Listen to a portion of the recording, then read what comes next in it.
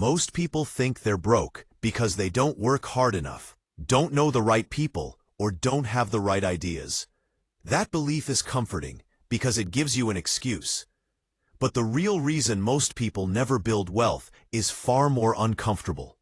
They learn skills, but they apply them in the wrong order, with the wrong mindset, and at the wrong level. Today, I want to break down how wealth is actually built when you stop chasing hustle and start designing leverage, identity, and direction.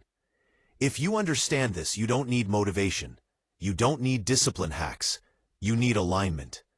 Let's start with something nobody tells you. Wealth is not created by effort. It's created by access. Access to people, access to information, access to opportunities, and access to decision-making rooms. Most people fail here because they treat relationships like transactions. They ask, they pitch, they try to impress. That instantly puts them beneath the people they want access to. Real connection works in the opposite direction. It's built through curiosity, consistency, and usefulness over time. People don't remember how smart you sounded. They remember how they felt after interacting with you. The ability to connect isn't about talking. It's about listening deeply enough that the other person feels seen. When you master that, doors open without force. But here's the mistake most people make next. They meet someone valuable once and then disappear.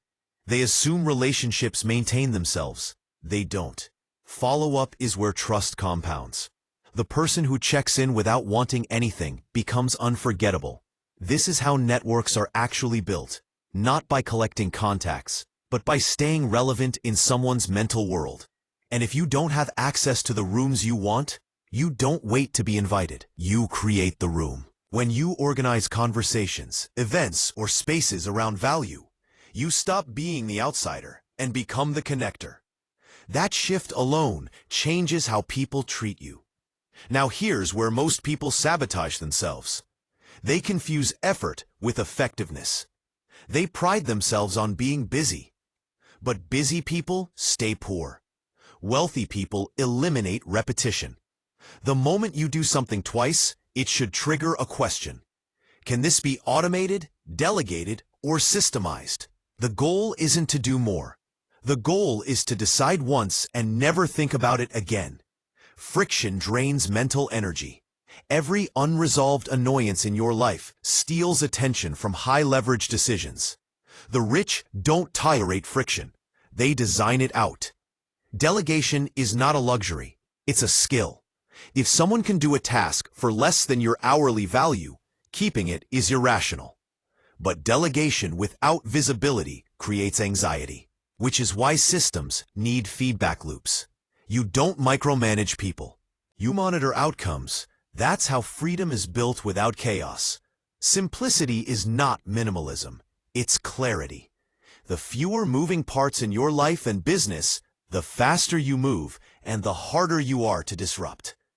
Then comes the most misunderstood wealth skill of all, creation. Not content for vanity, not posting for attention.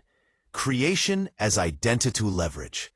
When you create consistently, you stop chasing opportunities and start attracting them. People don't help who they don't know. And in today's world, being unknown is a choice. Creating forces clarity. It sharpens your thinking. It exposes your blind spots. And over time, it builds trust at scale. The most powerful networks are no longer built privately. They're built publicly, through ideas. But creation without persuasion is invisible. This is where selling enters, and most people get uncomfortable. They think selling is manipulation. It's not. Selling is alignment. It's helping someone see a problem clearly enough that they want to solve it. Every promotion, every raise, every partnership requires the ability to influence perspective. If you can't articulate value, you can't capture value. Selling is not about talking more. It's about asking better questions and listening for truth. The best sellers don't convince. They clarify. And once people buy into your ideas, your vision, or your product, leadership becomes unavoidable. Leadership isn't a title, it's responsibility. If people aren't following you, it doesn't mean they're wrong. It means you haven't earned their trust yet. Leadership starts with self-management. How you show up, how you respond under pressure, how clearly you communicate expectations. Transactional leadership keeps you trapped. Transformational leadership creates momentum without force. People don't rise to instructions, they rise to belief.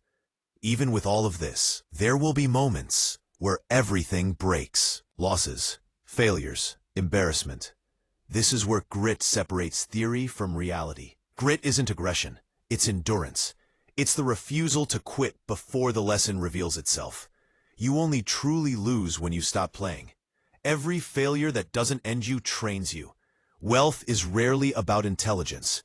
It's about staying long enough for probability to work in your favor.